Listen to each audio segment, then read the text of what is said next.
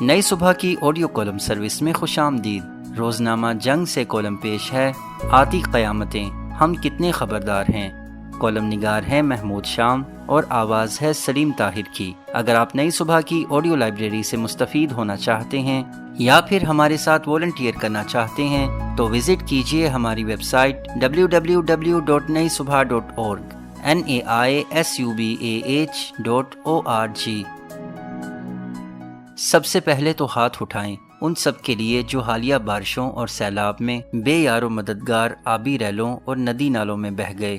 اللہ تبارک و تعالیٰ سے ان کی مغفرت کے لیے گڑ گڑا کر دعا مانگیں۔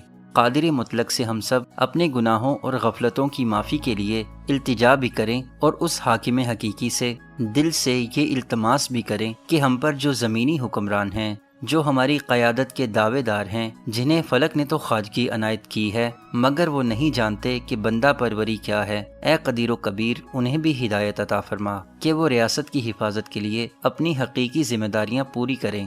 فلک نے ان کو عطا کی ہے خواجگی کہ جنہیں خبر نہیں روش بندہ پروری کیا ہے۔ سوشل میڈیا کا دور ہے، ہر ثانیے کی خبر ہر ایک تک پہنچ رہی ہے۔ یہ بھیانک مناظر سنے ضرور تھے لیکن دیکھے نہیں تھے، اب ہمت نہیں کہ دوبارہ دیکھیں۔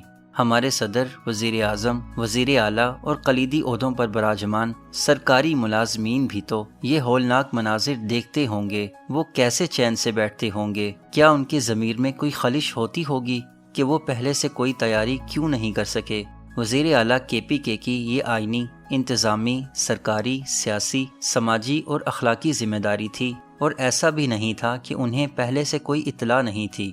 یہ جو 400 سے زیادہ آخرت کے سفر پر روانہ ہو گئے ہیں، کسی ماں کی آنکھوں کی ٹھنڈک تھے، کسی باپ کے بڑھاپے کا سہارا تھے، کسی بہن کے لاڈلے بھائی تھے، یہ اس عظیم وطن کے دست و بازو تھے۔ ہم پہلے سے ان کی زندگی کے حفاظت کے بندوبست کیوں نہ کر سکے، اور ان کے مرنے کے بعد بھی افسوس تو کر سکتے تھے۔ پاکستانی پرچم صرف KPK میں ہی سرنگوں کیوں ہوا؟ پورے پاکستان نے ان کا سوگ کیوں نہیں منایا؟ کاروباریوں نے ایک دن کے لیے بھی اپنا کاروبار بند کیوں نہیں کیا؟ ہم اتنے بے حس کیوں ہو گئے ہیں؟ چینلوں پر ڈرامے اور اشتہار اسی طرح چل رہے ہیں، تقریبات رقص و موسیقی اسی طرح جاری ہیں۔ اتنے ہم وطنوں کے لیے غائبانہ نماز جنازہ کیوں نہیں ہوئی؟ بنیر سے صدائیں آ رہی ہیں، میں تو لرز کر رہ گیا ہوں، گورکن کم پڑ گئے ہیں، کفن پورے نہیں پڑ رہے۔ ڈیزاسٹر مینجمنٹ کو کیا یہ انتظامات پہلے سے ہی نہیں کرنے چاہیے تھے؟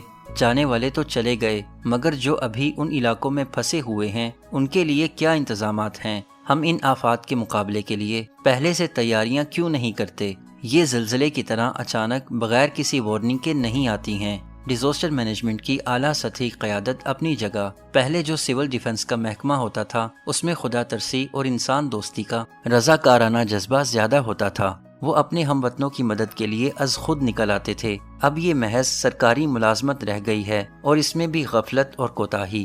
موسمیاتی تبدیلی کے لیے دنیا بھر سے خبرداری ہوتی رہی ہے۔ 1970 سے تو خاص طور پر پاکستان کو باقاعدہ متنبع کیا جاتا رہا ہے۔ ہمارے سربراہان مملکت اور وزراء باقاعدہ ان میٹنگز میں شامل ہوتے رہے ہیں، عالمی اداروں سے فنڈز بھی جاری ہوتے رہے۔ 1980 کی دہائی میں ہر حکومت کو باقاعدہ مطلع کیا گیا۔ 1992 میں برازیل میں ارتھ سمٹ ہوا۔ 28 مارچ 1995 کو برلن میں موسمیاتی تبدیلی سربراہ کانفرنس منعقد ہوئی۔ وزیر اعظم شہباز شریف نے 11 نومبر 2024 کو آذربائیجان میں ہونے والی موسمیاتی تبدیلی سربراہ کانفرنس میں شرکت کی۔ یہ اس سلسلے کی اقوام متحدہ کی 29ویں کانفرنس تھی۔ موسمیاتی تبدیلی کے وزیر مصدق ملک بہت فعال، بہت گرم سخن ہیں۔ انہوں نے بھی آذربائیجان اور قطر کے اجلاسوں میں شرکت کی۔ یورپی کمیشن سے مذاکرات میں بھی شامل تھے۔ ان سے پہلے شہری رحمان صاحبہ یہ قلمدان سنبھالے ہوئے تھیں۔ انہوں نے مارچ 2023 میں امریکہ میں پاک امریکہ موسمیاتی تبدیلی ورکنگ کمیٹی کے اجلاس میں شرکت کی۔ انہوں نے جنیوا میں اسی سلسلے میں ایک اجلاس میں پاکستانی وفد کی قیادت بھی کی، پھر لندن میں جون 2025 میں بھی ایک اجلاس میں شرکت کی۔ اس اعلیٰ سطحی خبرداری اور بیداری کے باوجود ہم 400 سے زیادہ ہم وطنوں کی جانیں کیوں نہ بچا سکے؟ یہ بھی ہر اجلاس میں بتایا گیا کہ موسم بدلنے اور گرمی کے بڑھنے سے جن ممالک کو سب سے زیادہ خطرات لاحق ہیں ان میں پاکستان 5ویں نمبر پر ہے۔ 1970 سے اب تک جتنی فوجی، سیاسی اور نیم فوجی حکومتیں آئی ہیں، یہ خطرات ان کے علم میں تھے، یہ حکومتیں کیا انتظامات کرتی رہیں اور پاکستانیوں کو اتنی بڑی تعداد میں سیلاب کی نظر ہونے سے بچانے کے کیا اقدامات کر سکیں۔ KPK میں 15 سال سے PTI کی حکومت ہے۔ اس نے اس تسلسل کی حکومت میں پاکستانیوں اور اپنے ووٹروں کو لقمہ اجل بننے سے کیوں نہ بچایا؟